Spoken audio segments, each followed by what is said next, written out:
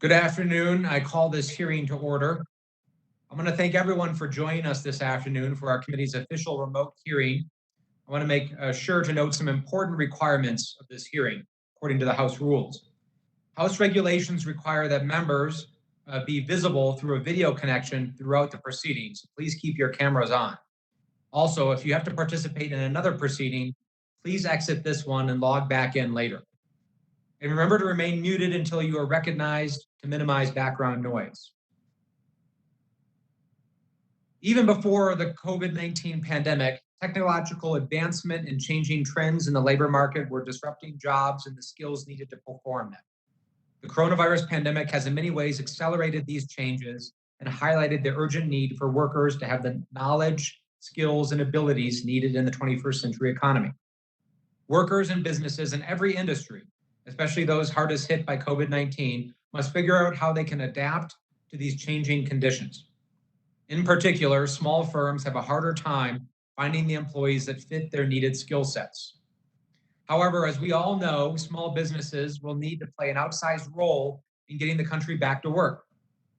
Before the pandemic, small firms accounted for 99% of all private sector employers and created nearly 2/3 of all new private sector jobs. But even when unemployment was low, there were still underlying problems like a growing skills gap and a severely underfunded public workforce system. The federal government was failing to prepare our people for the future workforce, even as that workforce was evolving. This chronic underfunding of our nation's workforce development programs not only hurt the ability of many workers to get ahead, it neglected the growing needs of our nation's small businesses as the driver of economic growth and job creation. Since the beginning of the COVID-19 pandemic, more than 45 million workers have filed for unemployment. The unemployment rate stands at 11.1%, and experts say that in reality, it is higher than that. This unemployment crisis is particularly hurting young people, women, and people of color. Retail clerks, restaurant servers, housekeepers, and hospitality workers are now out of jobs and may not have jobs to go back to.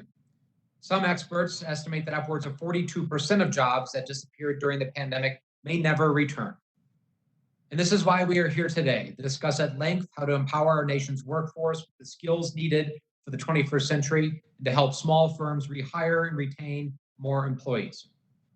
In the midst of this unprecedented crisis, we must be bold in preparing our people for the future of work. And that will only happen if we have an all hands on deck approach. That includes extending access to new and innovative job training programs like remote apprenticeships.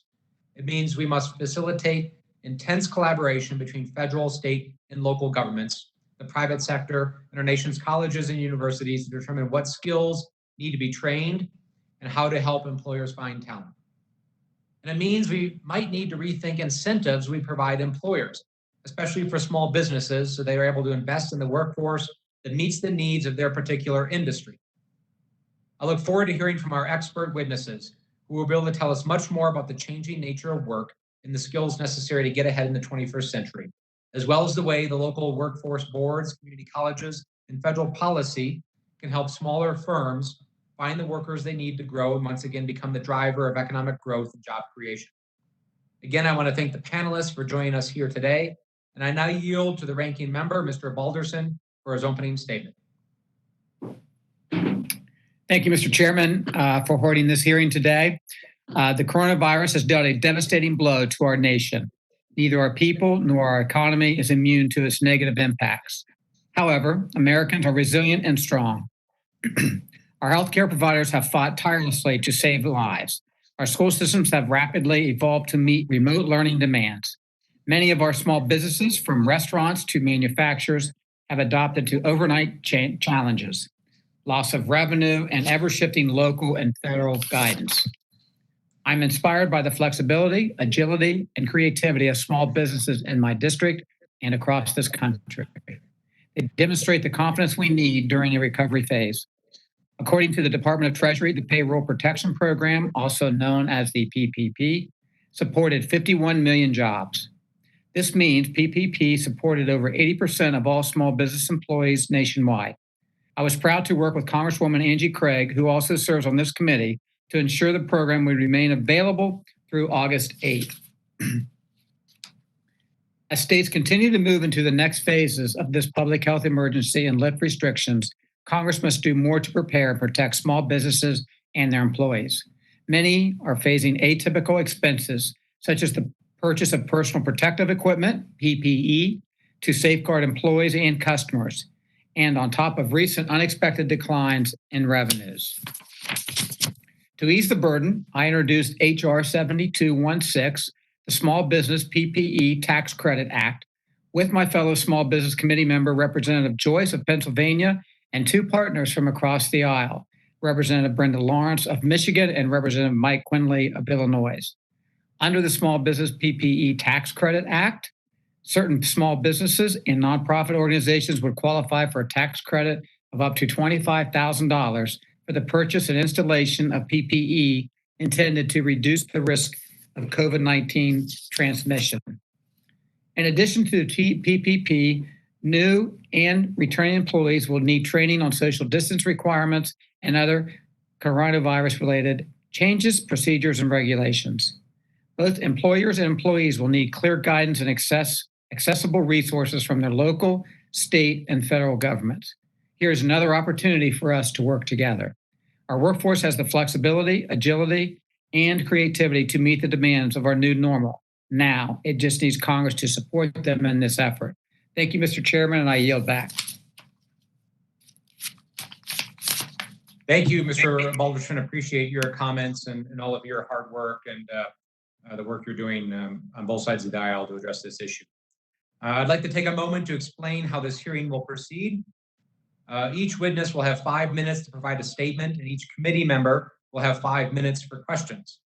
Please ensure that your microphone is on when you begin speaking, and that you return to mute when you're finished. That might be the most important thing, because it happens all the time, even to us. With that, I'd like to thank our witnesses for taking time out of their busy schedules to join us. Our first witness today is Dr. Demetra Smith Nightingale. Am I pronouncing that right, ma'am? Is it Demetra or Demetra? Demetra. Demetra. Dr. Demetra Smith Nightingale, an Institute Fellow at the Urban Institute, where her research focuses on social, economic, and labor policy issues. She was Chief Evaluation Officer at the U.S. Department of Labor from 2011 to 2016, where she developed what is recognized as one of the premier evaluation units in the federal government. Prior to that, she taught graduate courses in social policy and program evaluation at Johns Hopkins, and was currently a professorial lecturer at the Trachtenberg School of Public Policy and Public Administration at George Washington University. Thank you, Dr. Nightingale, for being here today. Our second witness is Ms. Kelly Folks, the director of Arapahoe Douglas Workforce Center. She has over 20 years of experience working to develop innovative workforce development programming specifically designed to serve both job seekers in business and industry. She is viewed as a local, regional, state, and national leader in workforce and economic development. Ms. Folks is the president of the Rocky Mountain Workforce Development Association, serves as the board member for Region 8 with the National Association of Workforce Development Professionals, and serves as the Region 4 liaison for the National Association of Workforce Boards. Thank you, Ms. Folks, for being here today. And our third witness is Dr. Joe Schaefer. Dr. Schaefer is currently the president of Laramie County Community College, in Wyoming's largest community college. He considers himself a community college evangelist. After an associate degree changed his life for the better. Prior to joining LCCC, he spent nearly a decade at Montana State University, Great Falls, serving in a variety of academic and administrative roles. At age 34, he was appointed to Dean and CEO, becoming one of the youngest college executives in the nation at the time. He is currently serving on the board of directors of the American Association of Community Colleges and sits on their Commission of Small and Rural Colleges. Thank you, Dr. Schaefer, for being here today. I will now yield to the ranking member, Mr. Balderson, to introduce our final witness. Thank you, Mr. Chairman. And it's with great pleasure for me today, a personal friend to introduce. And we've known each other since they came into our local community and since 2004. And her husband and I and her sons have chased each other through the woods on motorcycles. So It's always good. And our final witness today is Kelly Moore. Kelly is the Vice President of GKM Auto Parts, which is based in Zanesville, Ohio. In 2004, the opportunity presented itself for Kelly and her husband, Greg, to purchase their first 2 auto parts locations. They began by employing 16 workers as well as several family members. In 2006, they bought 2 additional stores for a total of 4 with locations in Zanesville, Dresden, Coshocton, and West Lafayette. Additionally, Mrs. Moore currently serves on our 12th Congressional District Small Business Advisory Board, comprised of small businesses from every county in the district and representing many industries. There she helps me on informing on challenges small businesses face on the ground. Thank you for taking the time out of your busy schedule to join us today. Miss Kelly Moore, I look forward to hearing your testimony and great to see you. Thank you. Thank you, Mr. Balderson, and thank you all for being here today. So I'd like to now begin by recognizing Dr. Nightingale for 5 minutes. Dr. Nightingale, you can see the timer in the screen here. We look forward to your comments. Thank you. Chairman Crow, Ranking Member Balderson, and members of the committee, I appreciate the opportunity to testify before you today on the workforce development system and small businesses. The nation's public workforce development system is a partnership of federal, state, and local governments charged with providing employment-related services to both workers and businesses. And through more than over 2,000 local one-stop career centers, also called American Job Centers, the system, which is authorized by in the Workforce Innovation Opportunity Act and the Wagner-Pfizer Act, operates as a free labor exchange nationwide. One goal of the system is to help anyone find a job, especially the unemployed and underemployed and dislocated workers. Another goal is to help businesses by matching skilled job seekers to businesses that are hiring. Most local job centers also make space available to businesses to conduct interviews. They hold workshops for job seekers and conduct various types of training and assessments for workers. So what works in hiring and skills training? Evaluation suggests 4 points that I'd like to make. First, public investment in training fills an important gap. Employers, of course, provide most training in the United States, but small businesses are less able than large corporations to invest much in training, even in good economic times. The public workforce development system helps fill the training gap by focusing on smaller businesses and low to mid-level workers. The system's very limited funding, though, as the chairman just mentioned, covers only a small fraction of the hundreds of millions of businesses and workers in the nation. The second point is that training connected to work has the most positive success. Not all training is the same, and not all training, whether it's public or private, is effective. But evaluations show that the most effective job training is that which is connected directly to real work, real jobs, rather than standalone training not aligned to jobs that are in demand. This includes integrated training models such as apprenticeship and on-the-job training with public subsidies. The third point that I'd like to make is that individualized staff-assisted coaching and career services are important. Several evaluations are now finding that the types of staff-assisted coaching and services that local one-stop career centers provide, and sometimes provide virtually, are important. Trainees who receive assistance in selecting their training do better than those who make choices on their own without coaching. The fourth point is that comprehensive and integrated models work equally well for youth, and that as with adults, work that is training that is work-based is most effective for youth, especially those who have less than college and those who are just coming out of high school or college. There are at least 3 ways that small businesses can connect and avail themselves of services in the workforce system. First, it's important for all businesses to stay abreast of the shifts in demand for skills in the labor market and the State Labor Market Information System, which uses the Bureau of Labor Statistics methodology, updates the data regularly. As we've already heard, there have been changes in the demand for technology and virtual skills, accelerated by the COVID crisis in telemedicine, virtual customer service, delivery, transportation, retail, and online support. Training workers now can have longer-term payoffs and investments in the future. Second, small businesses can partner directly with workforce development systems for training. Many federal grants require employer partnerships, and small businesses can be those partners. And third, businesses should prepare for a long-term period of unemployment, high unemployment, and hopefully some additional funding that could help to expand the services that are available. In conclusion, the workforce development system trains workers who might not be otherwise able to receive it and provides support and assistance to businesses that might not have all of the resources to do it on their own. Businesses can and do play a critical role, and small businesses can be prepared to expand their role by actively partnering and connecting with the local workforce development system to be aware of new funding as it becomes available.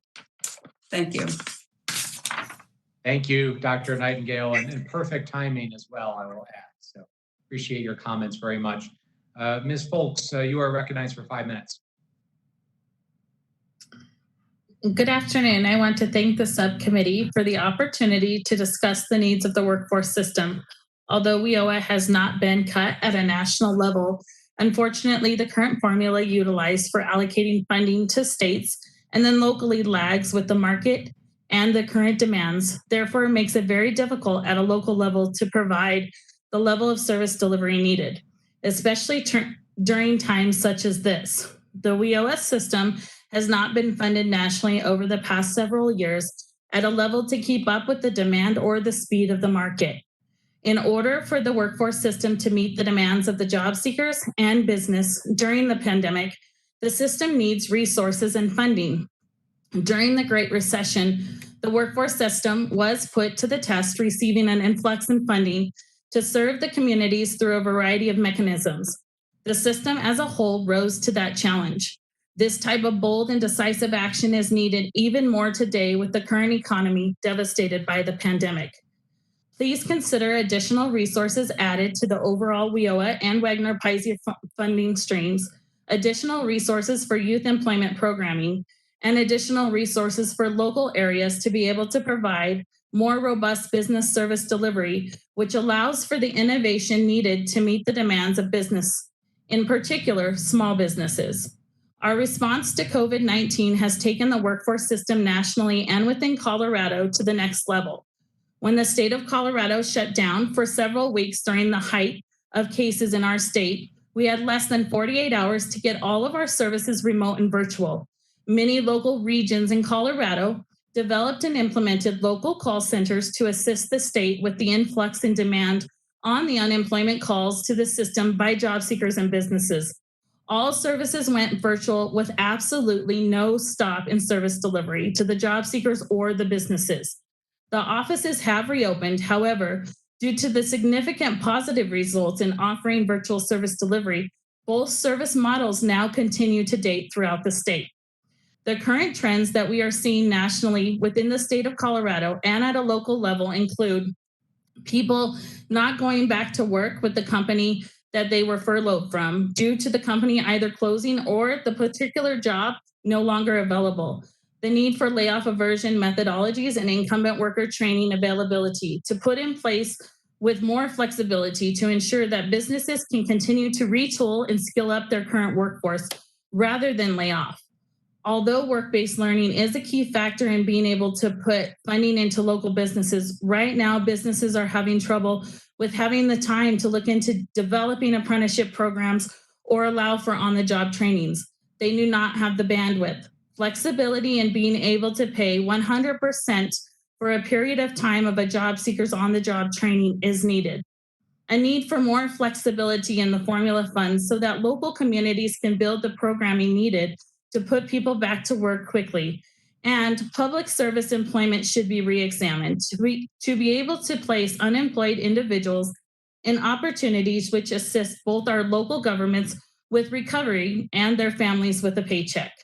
Some examples of innovative business practices during the pandemic include virtual business roundtables and conferences with topic areas driven by the business community. Another example, the Close the Gap program, an initiative with the Arapahoe Douglas Workforce Board and One Stop, Arapahoe County Government, and Arapahoe Community College utilizes CARES Act funding. A very significant technology gap was realized in the height of the pandemic. This program closes the technology gap for low-income individuals. Once the individual completes the program successfully, they will receive a laptop in order to be able to accept work from home employment opportunities. Some additional innovative best practices that have been in place within the state of Colorado pre-COVID and continue to be very relevant during the pandemic are virtual hiring events through the Connecting Colorado platform utilized statewide, the establishment of the Business Service Alignment Group with representatives from each local area and the Colorado Department of Labor and Employment. This group works to align business practices to ensure businesses and industry receives the same services and messaging, and the formation of a data expert group with representatives from each local area who work to respond to data requests for business and industry, education, economic development, chambers, nonprofit, and other government agencies, as well as reporting the ROI of the workforce system for Colorado. The nation's workforce system has the components, partnerships, and infrastructure in place, which will make certain that the current unemployment crisis from the pandemic can be addressed. In short, the workforce system stands ready to put America back to work. Thank you for your time. Thank you for your opening statement, Ms. Folks. Dr. Schaefer, you are now recognized for 5 minutes. Yeah, thank you. Good afternoon, Chairman Crow, Ranking Member Balderson, and members of the committee. It's an honor to be here today representing my college, Laramie County Community College, or LCCC, about 100 miles straight north of the good chairman's district, but also to be here on behalf of the American Association of Community Colleges, and it's more than 1,000 members. As you heard, I've been working with AACC's Commission on Small and Rural Colleges for the past few years, and that will likely color my testimony today. You know, Mr. Chairman, there aren't many things that are more American than its community colleges and our small businesses. And fortunately, we work hand in hand, whether it's through housing resources like the Small Business Development Centers, SCORE chapters, or business retention and expansion programs, or essential to our mission, providing customized training and workforce development programs tailored to the needs of our community's businesses. Today, though, I want to touch on 4 specific ways community colleges support America's main streets. And while we have many examples, I want to be clear that we need to be doing substantially more in these areas. And selfishly, I believe we need a specific focus on helping our rural communities ramp up these efforts. The first is entrepreneurship and small business starts. You know, community colleges have a rich history of developing and delivering programs that prepare job seekers for real opportunities within their communities, states, and regions. But I believe we need a fundamental shift from focusing on just developing job seekers to equally emphasizing the development of job creators. As you likely know, between the late 70s and 2012, the share of young businesses, those a year or younger, declined by more than 40%. And currently, census data paints a pretty scary picture for America, one where more businesses are closing than new ones opening. You know, the business recruitment model has sort of been the holy grail of economic development. We need to shift our focus from business recruitment as the primary economic development strategy to a mindset focused on entrepreneurship. And I believe community colleges are helping drive this shift. The second thing is small business growth and expansion. As you stated, Mr. Chairman, small businesses have accounted for the majority of new private sector jobs, but this growth doesn't come without intention and support. Community colleges have and continue to play an instrumental role in the growth and expansion of small businesses. It's one of the reasons we collectively support the Department of Education's Reimagining Workforce Preparation grants that include business incubators as one of the program's 2 primary priorities. Helping small businesses move from startup to sustained, stable growth should be a policy priority for us all. The third area is technical assistance. Small businesses, by their very nature, are small. Owners and employers wear multiple hats, and they seldom have in-house access to technical assistance, professional development, R&D, or other professional and scientific services. Community colleges have historically stepped up and stepped in to help small businesses in this area, either through the direct provision of technical assistance or through the coordination with community partners. And the last area, and probably the one that we're most well known for, is workforce development. Community colleges have perhaps been the most progressive and instrumental in supporting small business in the realm of workforce development. Workforce development has been a hallmark of the community college mission for nearly 100 years. But there's two primary challenges that we face with workforce development. The first is the sheer lack of individuals available for work, especially in rural areas. Aging population, lower birth rates, and issues with immigration policy have all impacted the availability of workers. And as you said, Mr. Chairman, the other one is the skills gap. It's been stated numerous times that there are jobs available, but not the people with the skills necessary to successfully fill them. I'm proud of AACC's work in really being at the helm of tackling the challenge, whether it's through our partnership with the Department of Labor on expanding community college apprenticeships or tailored short-term certificate programs. One of the things that we believe is essential and why we support short-term Pell, or the alignment of our degree and certificate programs to support workers and employers directly. And there are policy things that can help us along this way. We know that there is a skills gap, and one of the issues with this skills gap is insufficient support for workforce education at community colleges and other entities, especially so in rural areas. That's why we support establishing a major community college job training program to help the country move beyond and through the pandemic. Mr. Chairman, I want to conclude with just two other real quick thoughts that I think are germane to the conversation, and they deal with this increasing divide between rural and urban America. We know that the formula for prosperity in rural areas is simple: economic activity plus economic opportunity equals community prosperity. We now have to start considering policy that helps us redistribute population and redistribute jobs out of our metro areas and back across rural America if we want to see this country and its small businesses continue to thrive. Mr. Chairman, that concludes my remarks. I look forward to and stand ready for questions. Thank you. Thank you, Dr. Schaefer. Appreciate your opening remarks. Ms. Moore, you are now recognized for 5 minutes. Thank you very much, Chairman and Ranking Member Balderson, for inviting me to give testimony. I live the dream. I am a small business owner and operator in a family-run business which Troy earlier described. As a small business, our 19 employees are a valuable asset to our company. With well-trained, knowledgeable employees, those are the keys to success, stability, and growth potential for any business, especially our business. In the past few years, it has been challenging for businesses to fill open positions with quality candidates. There is a shortage, particularly in our region, of qualified candidates for highly skilled positions.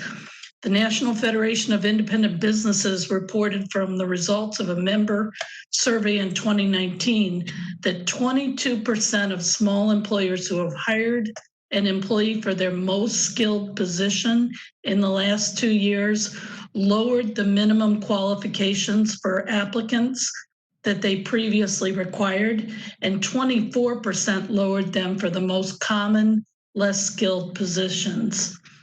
As a leadership member of NFIB, I hear firsthand that hiring and retaining qualified employees, particularly in the technical and mechanical trades in our region, is hindering the operations of small businesses. When a less than qualified candidate is hired, improving that employee's skills puts a strain on the tight margins with which small businesses normally operate and puts a strain on the time frame of production. Money in the budget, which could be spent on expanding the business and hiring additional employees, is spent on training the less than qualified new hires. Finding the time to train is also a significant burden to the small business owners. I just have a quick anecdotal account of a conversation with a local garage shop owner that illustrates this issue. I was dropping off parts. He asked me if we knew of any mechanics looking for work. I asked if he had tapped into the recent grads from the local tech program. He said he had worked with a highly recommended grad the year before, but the tech was inadequately trained in the basics. The shop owner said he spent too much time retraining him on basics such as a simple oil change. He wasn't able to stay on his schedules, and it was damaging the customer relationships, so they parted ways. This challenge has become more pronounced post-COVID-19 pandemic. Small businesses who furloughed workers in order to stay solvent during the work shutdowns and slowdowns are reporting that some workers are slow to return and credit this primarily to the federal stimulus that has enhanced the unemployment benefits. The investment in time and treasure in these employees' training is a significant loss when they won't return to the workforce. It is creating a strain on the companies when they can at least afford this strain. Local education at all levels, primary, secondary, postgraduate, is focused on developing the skills needed for the jobs available in our area of Ohio. The recent state budget decreases to schools in Ohio due to the pandemic will impact this goal. When schools can achieve this goal of marketable skills for the students, the financial burden on an employer is eased, and the employee would enter the job with the skill set at a level to be productive and to earn better wages.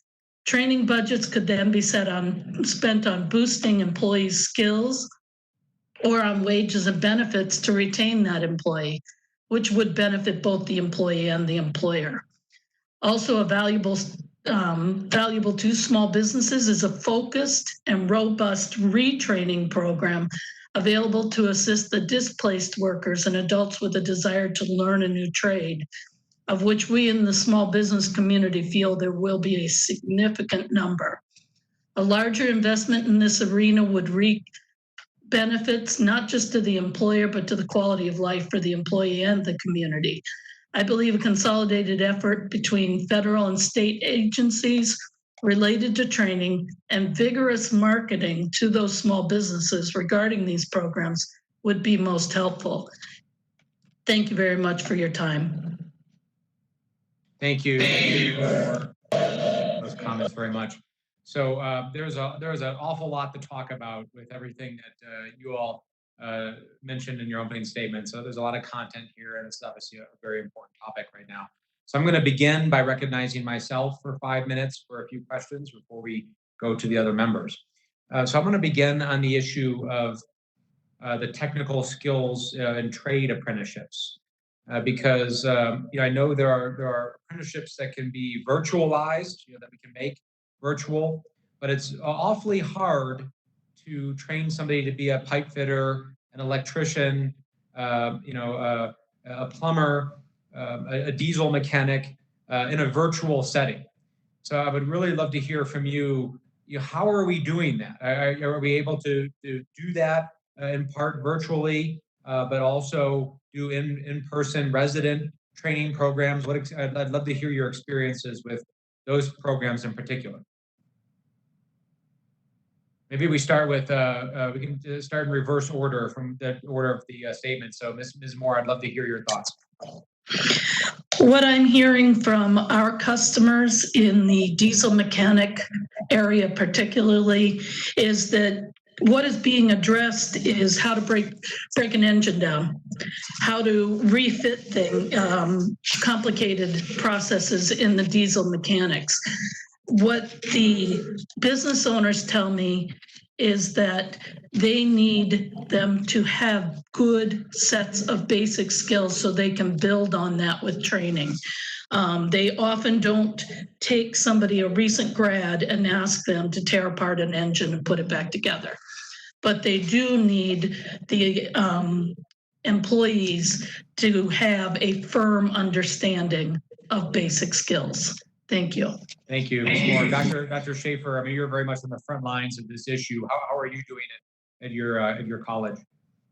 Yeah, thank you, Mr. Chairman. It's a very astute question. Certainly during the pandemic, I would say we were challenged in many ways this past spring as we shifted to a virtual delivery of our instruction to really find ways to do that in the technology, trades, and healthcare areas.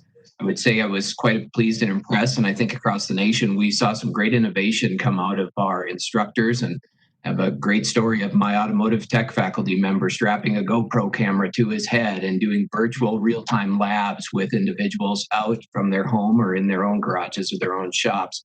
So there are things we can do, but I will be honest, you simply cannot replace the value of hands-on interactive learning that happens either in the shops, in the labs, or through apprenticeship programs. And we found quickly that we had to do that and create unique ways for us to, in a safe way, bring our diesel technology students, our welding students back to campus to carry those out. And this is the same with the apprenticeship programs. We had to work closely with our employers and small business to find ways for them to be able to see value in having that apprentice in their environment while they were facing shutdowns and all the issues associated with the pandemic. And so it's not ideal. There are ways we can do it, but I would say we simply can't replace the opportunity for that in-person, hands-on interactivity in these areas. And I would say if we don't figure that out, we will further restrict the pipeline of new people coming into these valuable programs and leading to the critical careers that they represent. Thank you. Ms. Folks?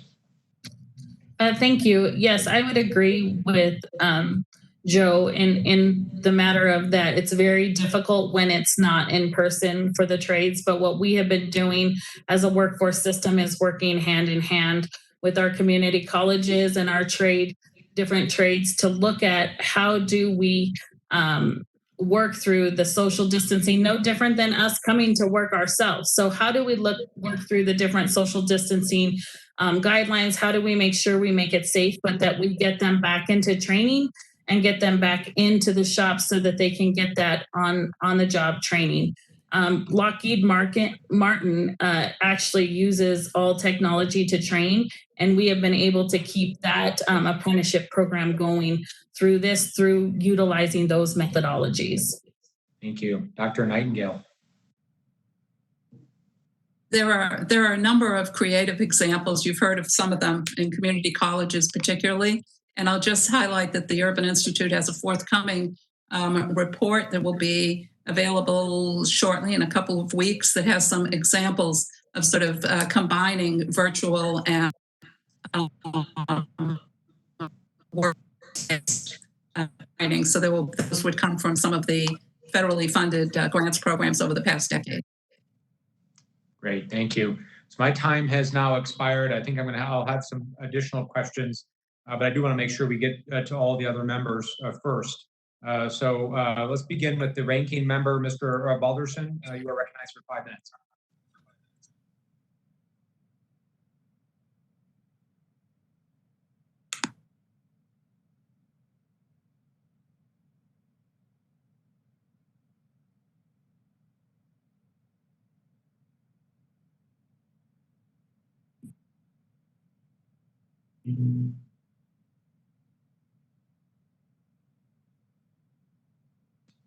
Yeah, Mr. Balderson, you are recognized for 5 minutes.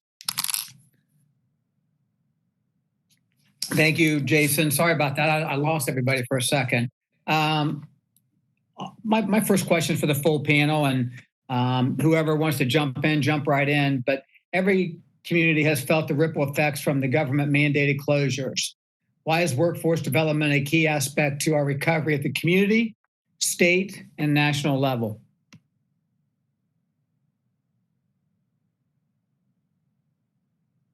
And no particular order. Does anybody wants to answer that? Go right ahead, please. Mr. Chairman, Representative Balderson, Joe Schaefer here. I'll take a stab at that. I think we can take and learn some lessons from the Great Recession that is far too close to this, next significant impact of COVID-19. During the Great Recession, what we saw were significant numbers of individuals displaced at that time. The jobs they left were not the jobs that were there as we recovered. And we're seeing a very similar trend here. As those jobs disappear, well, we will preserve some of them in the service sector. Employers are being forced in many ways to innovate and rethink how they meet their business model, their business expectation. That means we will have millions of Americans that will be looking for new opportunities and will require training for the jobs that will be here as we come out of this pandemic. And it's what makes training and workforce development so absolutely essential right now. And as I would say, that's especially important in rural America, where there is substantial need for those folks to find new opportunities for fear that they leave and further exacerbate the problem of a shrinking population. If I could add to that, in the Great Recession, the recovery funds, the supplemental funds, were important for a couple of reasons. One, the additional funding that went into the local employment services allowed for expanding employment services into remote areas. You saw an increase in use of mobile job centers, libraries, and other community places were outfitted to allow better access in some of the remote areas. They also were the source for connecting subsidized jobs, workers into subsidized jobs in the private sector with expanded OJT type of contracts. And third, we know that with the as we start coming out of the recession, there are going to be more people who are looking for jobs, and they turn first to some of the local employment offices that are available. So it is sort of the community, the locale for rehiring. Thank you. I would just like to add, as a small business owner, that the Great Recession and the pandemic have diverted our funds from, we have very limited funds. And so they're diverting them away from the requirements of training and more towards the requirements to stay in business with PPE, with decreased revenues, and with the inability to secure funds otherwise right now through banks, just as we had a problem during the Great Recession. Thank you. And if I could just add, this is Kelly with the Rabbo Douglas Works, who runs a true one-stop center. You know, what we saw, the big difference we're seeing now, when we saw that at the highest point in the Great Recession, for example, Colorado was at an 8.6% overall unemployment rate. We're seeing in May of 2020 during this COVID at a 10.2%. We have millions of Americans, as was stated already, that are underskilled, underemployed. We had that even when our economies were good. We were still getting people coming into our workforce center, and we were working with businesses to try to fill their hardest to fill positions, because there really truly was a skill and training gap there. And so that's where workforce development and the boards can, in partnership with the community colleges, can really put that training back into play and be able to help the small businesses and medium businesses to get people back to work. Thank you, Mrs. Folks. Mr. Chairman, how am I doing on time? I can't see my timer. 15 seconds. I yield back, Mr. Chairman. Thank you. Thank you. The gentleman yields back. Thank you for those comments. The gentleman yields his time back. Now I'd like to recognize the gentlelady, Ms. Davids from Kansas, for 5 minutes. Well, thank you, Chairman Crow, and to Ranking Member Balderson for having this hearing today, focused on the economic recovery that our communities are going to need so badly, and that we recognize that the workforce skills gap and the workers that we're going to need is something that we really need to be thinking about long term. And as states and communities are reopening across the country, and we learn more about coronavirus and how small businesses are going to be able to at least partially reopen doors, I know that's been helpful for some folks, but things still are far from normal, and we're still figuring out how this is going to impact workforce development. And Dr. Schaefer, I want to start with you. Partly because I am myself a community college graduate. I went to Johnson County Community College here in the district that I now get to represent. And I spend a lot of time visiting with folks there and at the Kansas City, Kansas Community College here too.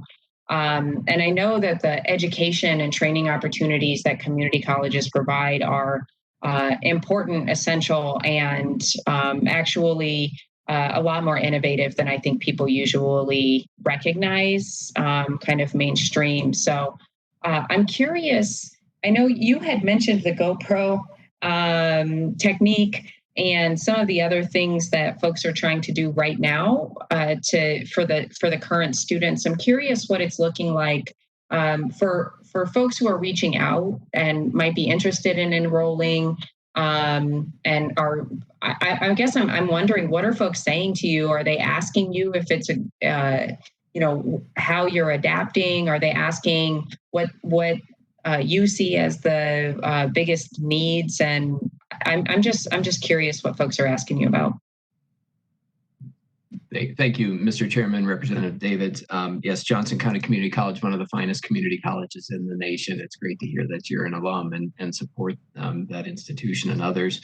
It's one of the challenges we face right now. I think there's a great uncertainty about what fall looks like in education, certainly in K-12, and community colleges are no different.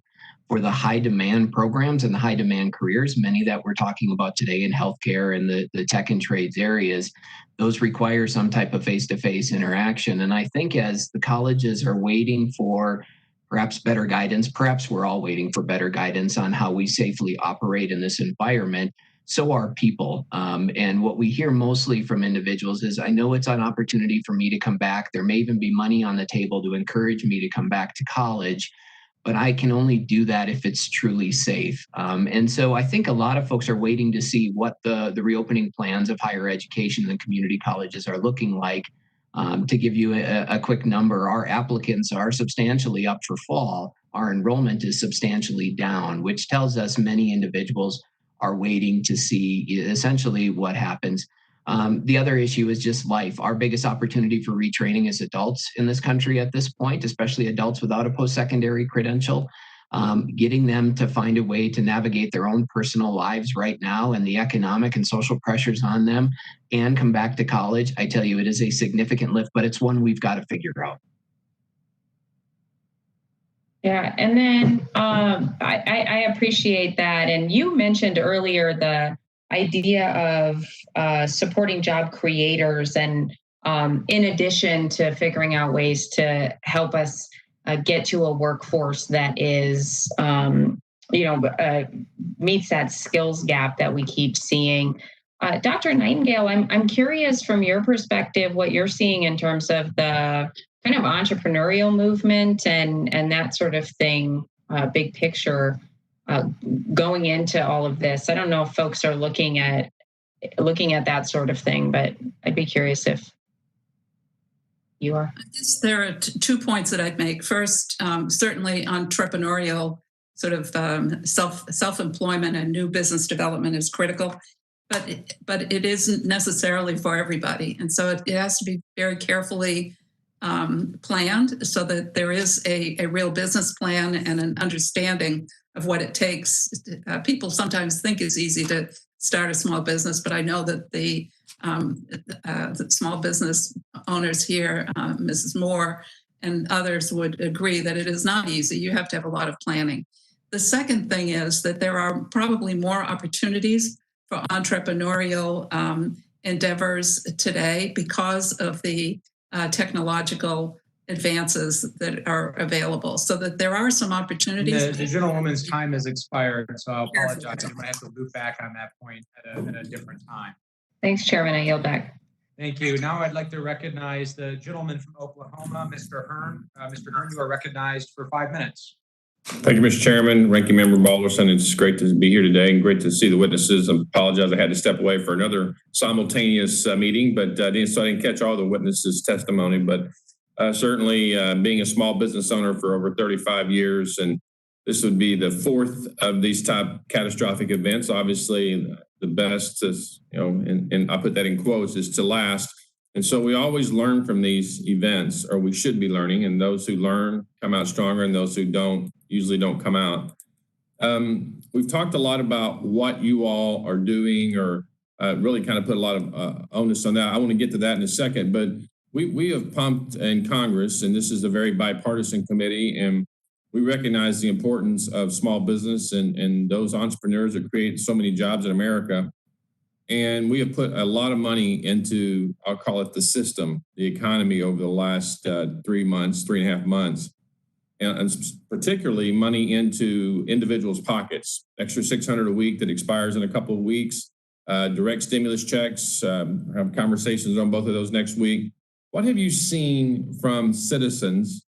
You can go recruit all day long, but if there's not an initiative by people who are getting these extra monies to see something beyond 2 weeks, what are you seeing for folks that are maybe in one job that says, hey, this is my opportunity. I'm no longer working there right now. I'm furloughed for an indefinite period. I'm going to go get retrained in another area. Are you seeing that kind of intake from your particular educational institutions?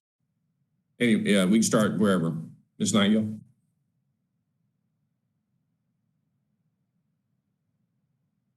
We don't have a lot of hard data on that right now, but we know that the training programs that are out there are having difficulty in two ways. One is recruiting and getting trainees coming in. The other is retaining partnerships with employers for some of the reasons that we've already heard. So it could be that we're in a little bit of a lull right now, and that as the economy starts improving, we may see more of an uptake on that. But from what I'm hearing is that some of the training programs are having difficulty finding employers and finding trainees and keeping employers engaged. Mr. Schaefer, in Oklahoma, we have 29 career centers, kind of modeled after Ohio after a number of years ago, 30 years ago, I think. And so one of the best examples is a career center that's in the upper part of my district, where they actually go out and talk to businesses and create programs to match those businesses and then train for the businesses to produce workers for what they see emerging in certain fields. And that's in Bartlesville, Oklahoma. That's Tri-County Community College or Technical College. But as we go through this process, it's going to be really important. And I think, I don't want to put words in your mouth, but I think you'd mentioned a minute ago, you're waiting on CDC guidelines on how to reopen and things like that. You know, as people that are entrepreneur and business people, I would have bet you Miss Moore is not waiting on CDC or somebody else to tell her how to keep her business open. She's figuring out every single day how to make that happen. That's what business people do. If you wait on the government to tell you what to do, you will be very ineffective as the needs arise for small business.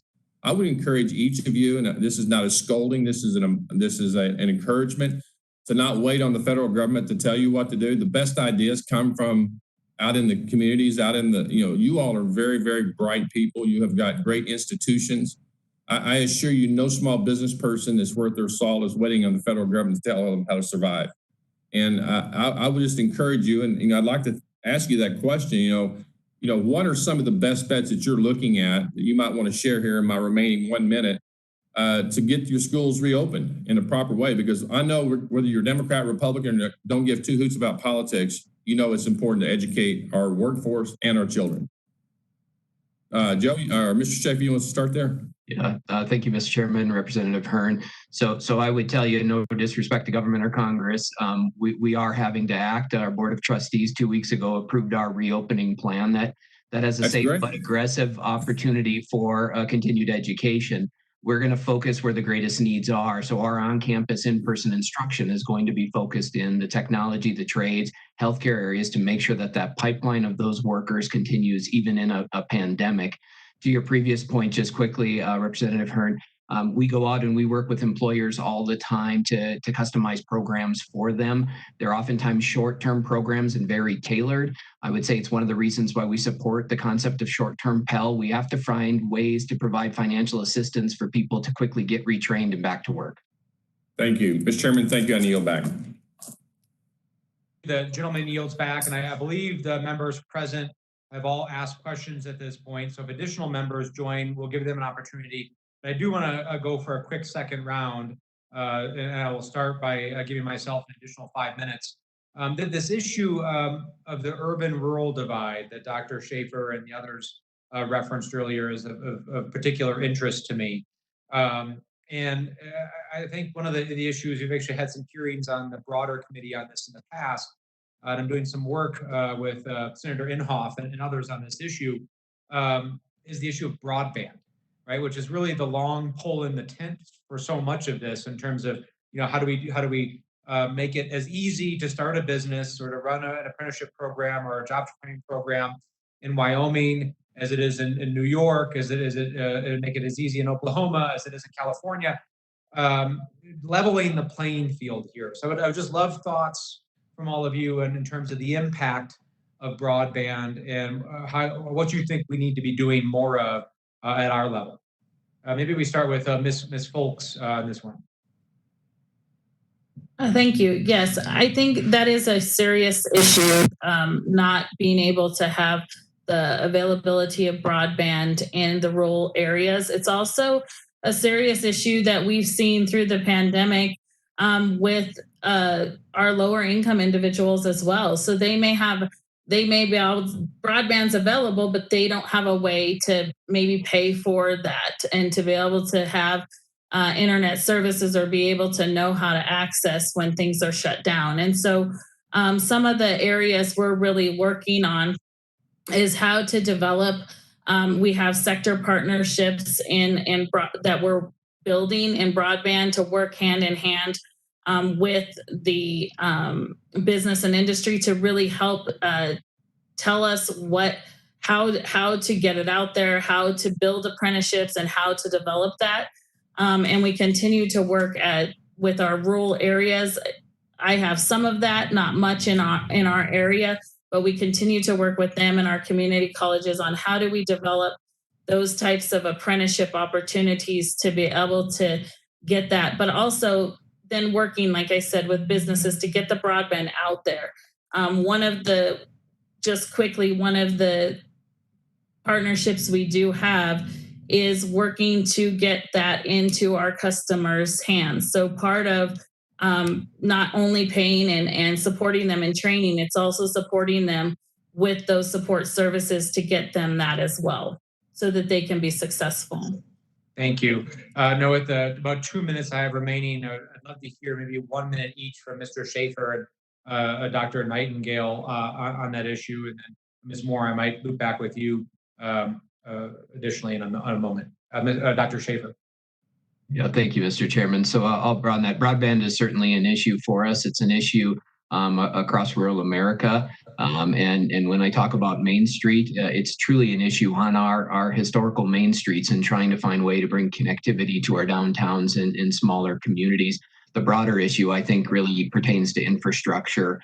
And because population and as a result, revenues do not follow substantially enough to reinvigorate or install new infrastructure in these communities, they're just hamstrung, and it makes it more and more difficult to learn and to work and really have a life in that environment. So broadband is a big issue, but I would say general infrastructure is also an issue once you move out of metro areas. Thank you.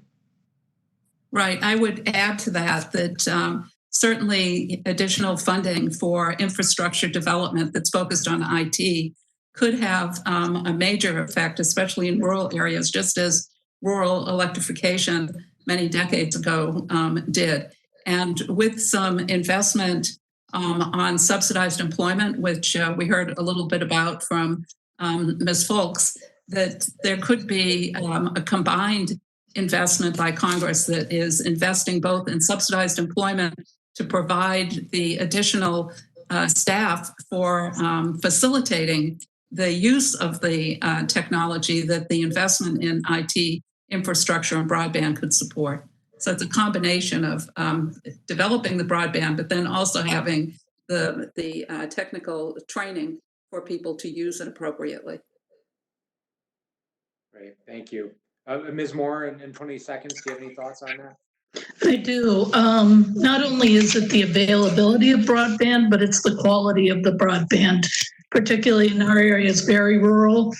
We have stability issues. We have accessibility issues. So that's another consideration that possibly these companies will have to be incentivized to provide not only broadband, but quality broadband. Okay, thank you. Now, I wanted to open it up. I think Mr. Balderson, the ranking member, would be up next. I don't know whether Mr. Balderson is still with us or not at this point. Troy, are you still on?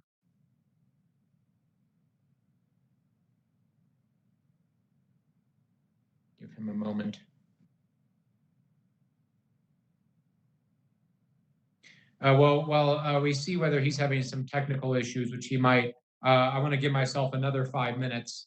'Tis the benefit of being the chair here.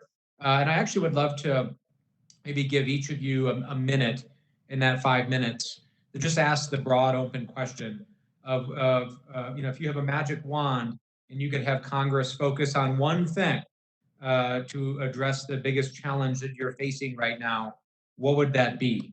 So let's maybe start in the reverse order again from which we just ended, and we'll start with Ms. Moore. I believe the assistance to these education system in coordinating and advertising these programs and connecting them with the employers who directly need these positions. Just a very coordinated, overseeing a very coordinated effort. It's almost like a clearinghouse role. Okay. Exactly. Dr. Nightingale. I think that probably to me, one of the most important things is to expand the resources for the local job centers and to expand it in a way that allows the centers to have more people that are accessing the services, particularly in the non-urban areas or in high unemployment areas, because there are resources for training that can be accessed, but the people have to know how to access those resources effectively. Thank you, Dr. Schaefer. Yeah, thank you, Mr. Chairman. I have trouble choosing, so I'll maybe pick two. But the first one, of course, is the establishment of a major community college job training program, something similar on the magnitude, in fact, bigger than the TACT grants that were very successful, something similar to what's being proposed in the Relaunching America's Workforce Act, or perhaps the Access to Careers Act, or even the Community College Training Program in the Coronavirus Child Care and Education Relief Act. We need to stimulate new training, new opportunities, and workforce development funding to community colleges at that scale are critical. And as Dr. Nightingale said, I would also suggest during the reauthorization of WIOA, we really think about resources, we think about further deep integration of partners, and we think about ways to streamline and maybe allow for the authorization of community college applied programs in a more effective and efficient manner. Thank you, Dr. Schaefer. And Ms. Folks, as the Coloradan on the panel, you get the distinction of having the final word. Thank you. I think for us, it's similar to what was said. It's the resources and the funding, but most importantly, also with that, it's the flexibility to be able to meet what the local community needs are and to be able to really listen to our business and industry and what they're telling us. When we have a lot of regulation, and I know it needs to be there, but when there's too much, it makes it difficult for us to really build those innovative programs, which we really need right now, especially to get people back. And so being able to have that flexibility is very important for us, along with the resources and funding, because then we can build programs that are going to meet the needs of the business and industry and our communities. And we can have those more creative ways of making sure we get our people back to work. Thank you, Ms. Folks.